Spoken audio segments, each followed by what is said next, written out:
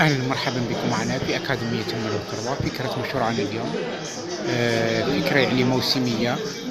تستطيع أن تبدأ يعني في هذا المشروع إذا أردت يعني، وتستطيع أن تعمل يعني للعام الكامل يعني. طبعا فكرة مشروع وهي تصليح مظلات المطر.